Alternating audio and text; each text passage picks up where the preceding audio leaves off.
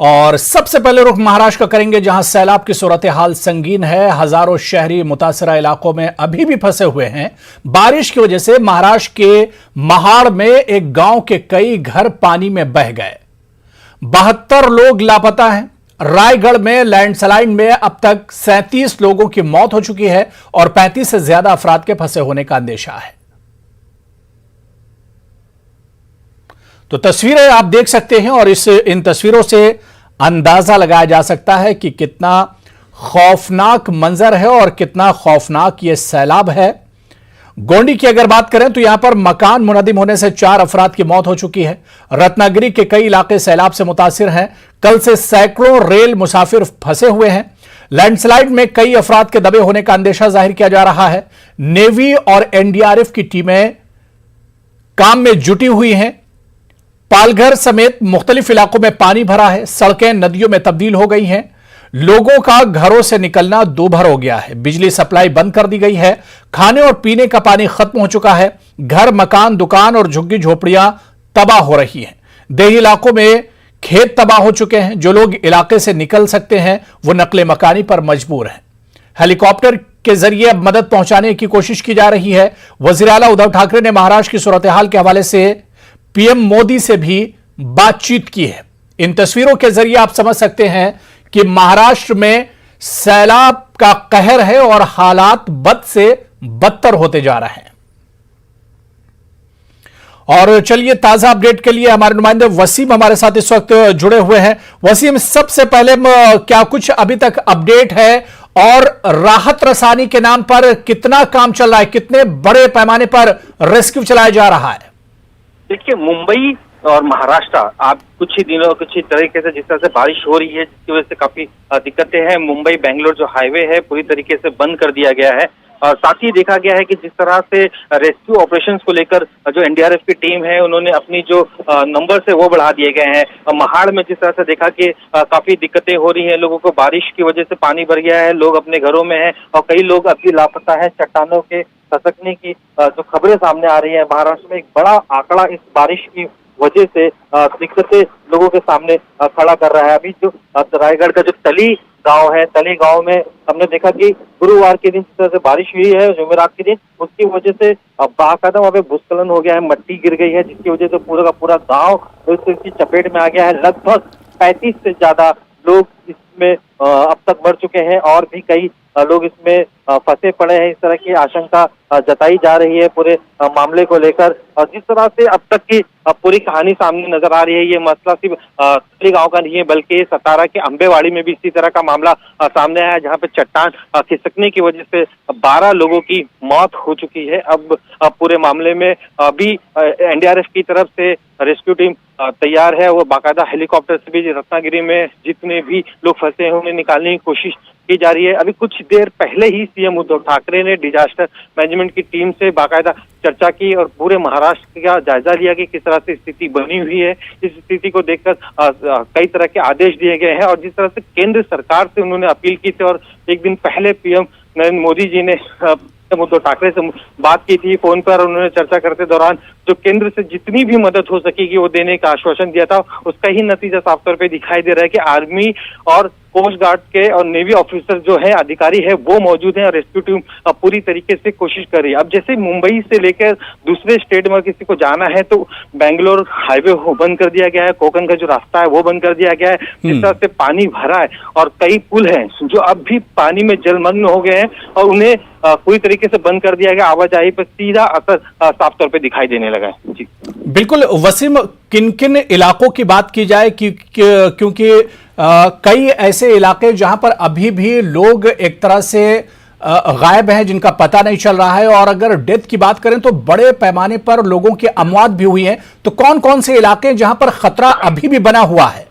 देखिए, मुंबई से सटे कई इलाके हैं, पालघर है, वसई, विरार, इन इलाकों में भी काफी दिक्कतें हैं। लेकिन सबसे ज्यादा जहां देखने को मिल रहा है तो पूना का जो पिंपरी चिंचवड है, ये काफी दिक्कत में है। यहाँ कई गांव पानी में डूब चुके हैं, जिनसे संपर्क करना काफी मुश्किल हो रहा है। सतारा है, हिंगोली है, यवतमाल है, ये सारे इलाकों में तेज बारिश की आशंका जताई जा रही है। रत्नागिरी का ये कई इलाके हैं जहां पे पानी भरने की वजह से कई गांवों का संपर्क छूट चुका है। कोल्हापुर का इलाका है जहां पे काफी बारिश हुई है और जहां पे लगभग 40 से 45 गांव से संपर्क टूट चुका है और अब तक वहां से करीब 1000 लोगों को रेस्क्यू जरूर किया गया है, लेकिन अब भी कई ऐसे गांव हैं जहां पे उनसे संपर्क नहीं हो पा रहा है। साथ ही देखा गया है कि जिस तरह से रायगढ़ जो अब सबसे ज्यादा दिक्कतों में नजर आ रहा है, क्योंकि महज सिर्फ पानी नहीं, पानी की वजह से जो मिट्टी है, चट्टाने हैं, उनका ढहना और किसी पूरे के पूरे गांव पर जाकर गिर जाना और पूरे जो घर है वो गायब होते हुए नजर आए। ऐसा तस्वीरें जो बयां करती हैं तो उससे अंदाजा लगाया जा सकता है कि ऐसा एहसास ही नहीं हो रहा कि कभी यहाँ पे कोई बस्ती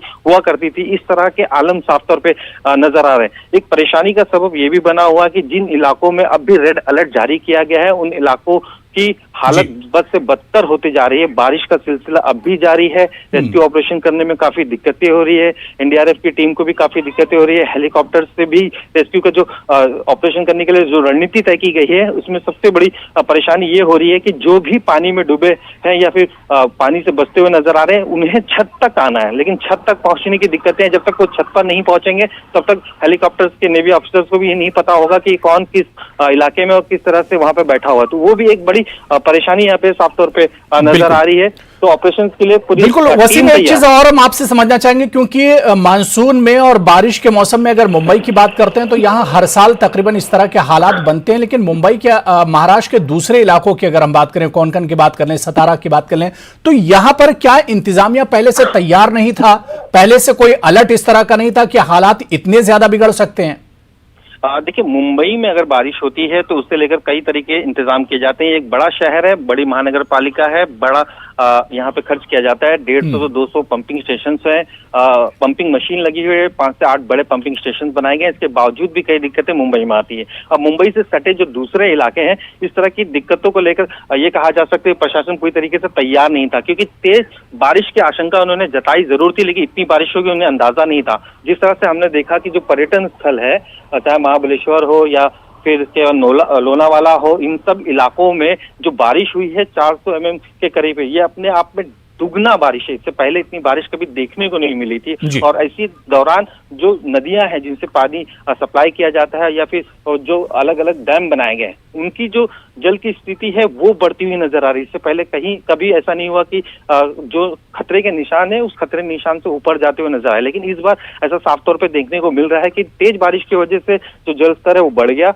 की वजह से जो पानी है वो शहरी इलाकों में, ग्रामीण इलाकों में पहुंचा। और ग्रामीण इलाकों में सबसे बड़ी दिक्कतें ये होती है, जब पानी पहुंच जाता है तो रास्ते जो है वो पूरी तरह से बंद हो जाते हैं। जब रास्ते बंद हो जाते हैं, पेड़ पौधे भी कहीं गिर गए हैं, जिसकी वजह से एनडीआरएफ की टीम हो या राहत बचाव की कोई दूसरी टीम हो, उन इलाकों में पहुंचना उनके लिए काफी दिक्कत भरा होता है और वो पहुंचने की स्थिति में नहीं होते। तो यही एक वजह साफ तौर पे दिखाई देती है कि अब तक जो रेस्क्यू ऑपरेशन किए जा रहे हैं उसमें काफी दिक्कतें नजर आ रही है। डिजास्टर मैनेजमेंट की तैयारियां अक्सर होती है हर इलाके को लेकर, चाहे ग्रामीण इलाका हो या शहरी इलाका हो, हर बार उसका जायजा लिया जाता है, लेकिन अंदाजा कहीं ना कहीं इस बार महासरकार का अलग ही नजर आ रहा है और इसे वो एक बाढ़ के रूप में तब्दील हो गया है। पूरा महाराष्ट्र साफ तौर पे दिखाई देने लगा है। बिल्कुल, यानी वसीम, आफत दोनों तरफ से है, आसमान से बारिश और जमीन से सैलाब। वसीम, महकमे मौसमियात का क्या कुछ कहना है, क्योंकि अगर बारिश रुकती है या बारिश कम होती है तो कम से कम आसमान की जो आफत है, जो कहर है बारिश का, उससे लोगों को राहत मिल सकती है। तो ऐसे में महकमे मौसमियात का क्या कुछ अलर्ट है? देखिए, बारिश को लेकर अब भी 2 से 3 दिन का अलर्ट जारी किया गया है।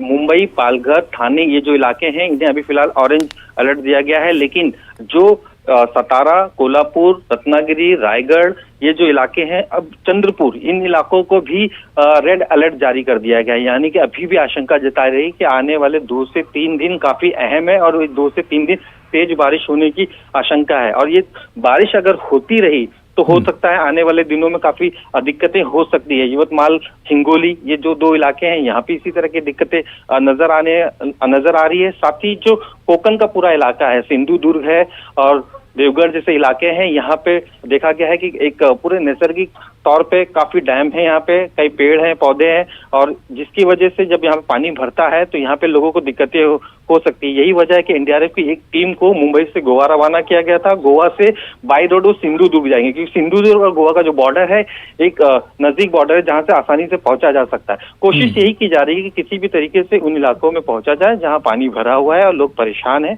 उन्हें किसी भी तरीके से राहत दी जाए। नहीं, बिल्कुल वसीम, दिन के वक्त तो रेस्क्यू ऑपरेशन चलाया जाता होगा और एनडीआरएफ की टीम है या इलाके के जो लोग हैं वो पहुंचते होंगे।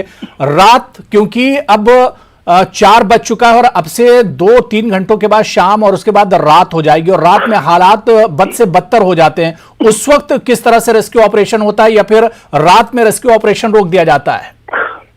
देखिए, दिन के वक्त रेस्क्यू ऑपरेशन करने में थोड़ी सहूलियत जरूर होती है, रात के वक्त ये काफी दिक्कत हो सकता है। अगर उस दौरान बारिश होती है तो और भी ज्यादा दिक्कतें बढ़ सकती हैं, क्योंकि जिस तरह से बारिश हुई पूरी सैलाब बना हुआ है, सड़कों पे पानी तालाब जैसा नजर आने लगा है, तो जिसकी वजह से बिजली नहीं है वहां पे।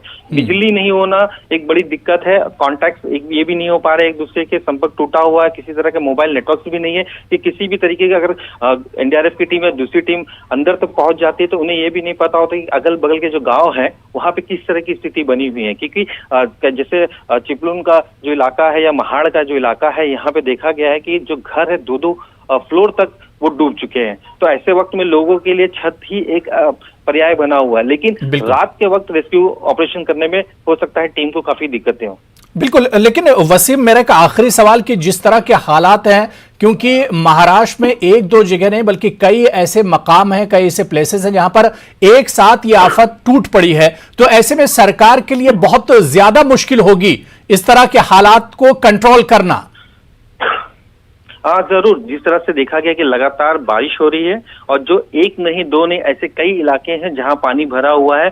पश्चिम महाराष्ट्र का कई इलाका है जहां पानी भरा हुआ है, विदर्भ के इलाके में भी बाकायदा कई जगहों पर बारिश हो रही है। और जो महाराष्ट्र सरकार है लगातार इस बात का दावा जरूर कर रही है कि सबसे पहले उनकी प्राथमिकता ये है कि किसी भी तरीके से जो लोग फंसे हुए हैं उन्हें रेस्क्यू करके सुरक्षित जगहों पे ले जाना। यही वजह है कि डिजास्टर मैनेजमेंट की टीम के साथ सीएम उद्धव ठाकरे आधा घंटा से ज्यादा वहां रहे, वहां की जो स्थिति है उसका जायजा लिया, वहां के फुटेज देखें कि किस तरह से अब भी वहां पानी भरा है, किस तरह का माहौल है और कितने गाँव है, उन गाँव के लोगों से संपर्क हो पा रहा है या नहीं हो पा रहा है, इसकी भी जायजा लिया गया है। साथ ही एनडीआरएफ की टीम लगातार बढ़ाई जा रही है। जैसे जैसे जरूरत पड़ेगी उसी आधार पर जो जिला अधिकारी है उन्हें भी आदेश दिया गया है कि वो अपने तरीके से उन परिस्थितियों का आकलन करें और जो जरूरत पड़ती है उन सभी को जो सुविधाएं वो मुहैया कराएं। जी बिल्कुल वसीम अंसारी, बहुत बहुत शुक्रिया हमारे साथ जुड़ने के लिए और अपडेट करने के लिए। तो हालात